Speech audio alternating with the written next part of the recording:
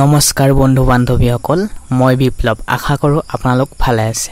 ময়ো ভালে আছো পুনৰ এক গুৰুত্বপূৰ্ণ ভিডিঅলৈ আপোনালোকক তাইকে আদৰিছো 2025 বৰ্ষৰ আহাৰ মাহৰ 7 তাৰিখে ৰবিবাৰ লগতে ইংৰাজীৰ 22 জুন তাৰিখে অম্বুবাচী আৰম্ভ হ'ব এই 5 দিন যিমান আপোন মানুহে দিলেও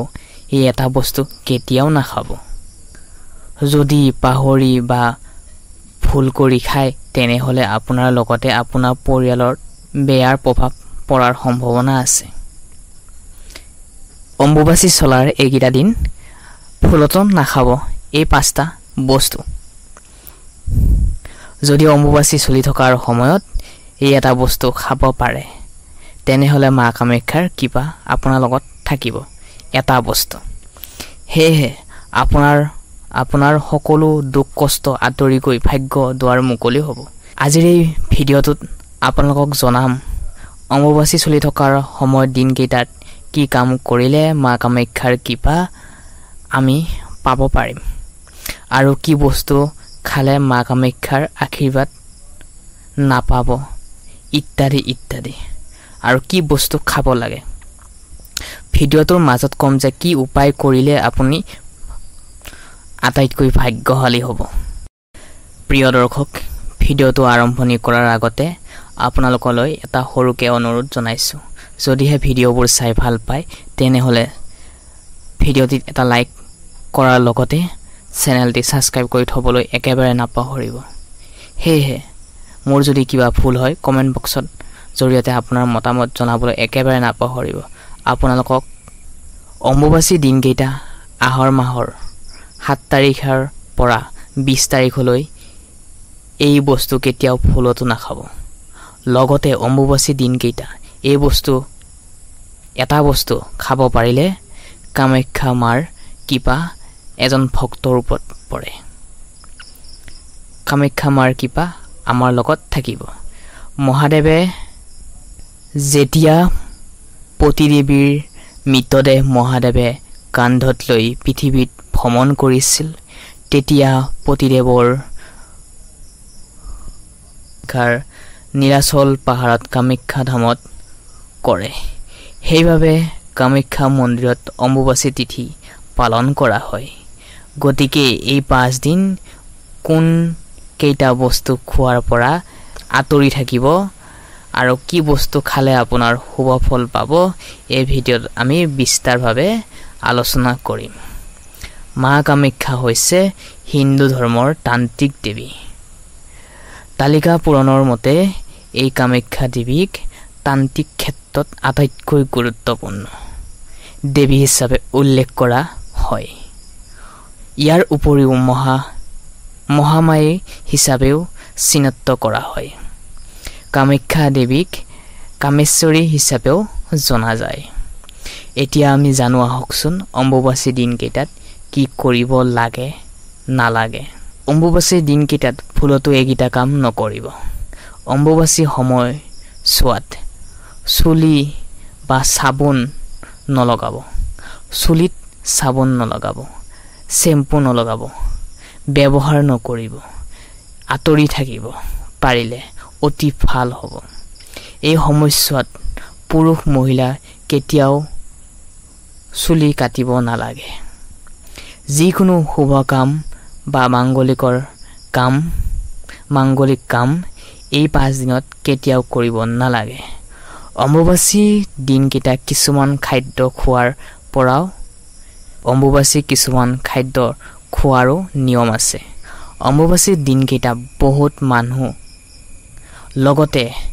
বহুতো মানুহ আছে 100ৰ ভিতৰত 75% মানুহ আছে যিয়ে নেকি ৰন্ধা বস্তু নাখায়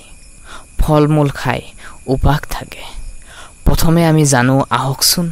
কোনবোৰ বস্তু খালে আপোনাৰ মোৰ কাৰণে শুভ হ'ব মা কামাখ্যাৰ কৃপা পাবলৈ সক্ষম হ'ম আমি শাস্ত্ৰৰ মতে অম্বুবাচী দিনকেইটা বহুতো নীতি নিয়ম পালন কৰা হয় আৰু পালন কৰি আহিছে ইতিমধ্যে হেহে যেটো আমি বিস্তাৰিতভাৱে পাইছো সেইটোহে আপোনালোকৰ আগত দাঙি ধৰিছো কিবা ভুল হলে নিশ্চয় কমেন্ট বক্সত আপোনাৰ মতামত দাঙিব পাৰে শাস্ত্ৰ অনুযায়ী অম্বুবাচী দিনকেইটাত আৰু গাখীৰ খাব পাৰিলে অতি মংগলজনক হয় শাস্ত্ৰত পোৱা তথ্য অনুসৰি গাখীৰত আম মিহলাই খাব পাৰিলে তেতিয়া শৰীৰত শীতল হয় আমাৰ শৰীৰ শীতল হয় এই খাদ্য খালে গ্ৰীষ্মকালত হোৱা বিভিন্ন বেমাৰৰ পৰা আজাৰৰ পৰা আমি পৰিত্ৰাগ পাব পাৰোঁ প্ৰিয় দৰ্শক শাস্ত্ৰৰ মতে অম্বুবাচী দিনকেইটাত পূজা পাতল কৰাটো একেবাৰে বন্ধ থকা যায় সেয়েহে এই 5 দিন যিকোনো ঘৰত বা মাংগলিকৰ কাম ঘৰত পূজা পাতল কৰাৰ পৰা দূৰত থাকিব আৰু অম্বুবাচী দিনকেইটাত শুভ কাম কেতিয়া কৰিব নালাগে বিবাহ ঘৰ লোৱা মাটি জমিদাৰি কিনা লগতে গাড়ী ক্ৰয় কৰা যিকোনো ধৰণৰ শুভ কাম নকৰিব দুদিনমান ৰখি দিব যিহেতু ধৈৰ্যৰ ফল সদায় মিঠা হয় সেয়ে লোহা কেতিয়াও গৰমে কাম কৰা নহয় সেয়ে লোহাক যদি আমি গৰম থাকিলে ইউজ কৰা হয় তেনেহলে তাত আমি যন্ত্ৰণা পাম সেয়ে লোহাটো যেতিয়া ঠাণ্ডা হ'ব তেতিয়া মজবুত হয় সেয়ে যিকোনো আমি পৰিস্থিতিত শুভ কাম কৰাৰ আগতে আগগুৰ চাই পৰিস্থিতি চাই সিদ্ধান্ত কৰিলে শুভ কাম কৰিলে আপোনাৰ পৰিয়ালৰ লগতে সমাজখনৰ উন্নতি হ'ব আৰু ভিডিঅ'টোৰ লাষ্টত কম যে কি খাব নালাগে প্ৰথম অম্বুবাচী দিনকেইটাত কেতিয়াও জুইত ৰন্ধা খাদ্য খাব নালাগে মানি চলিব পাৰিলে বহুতেই ভাল অম্বুবাচী সময়ছোৱাত কোনো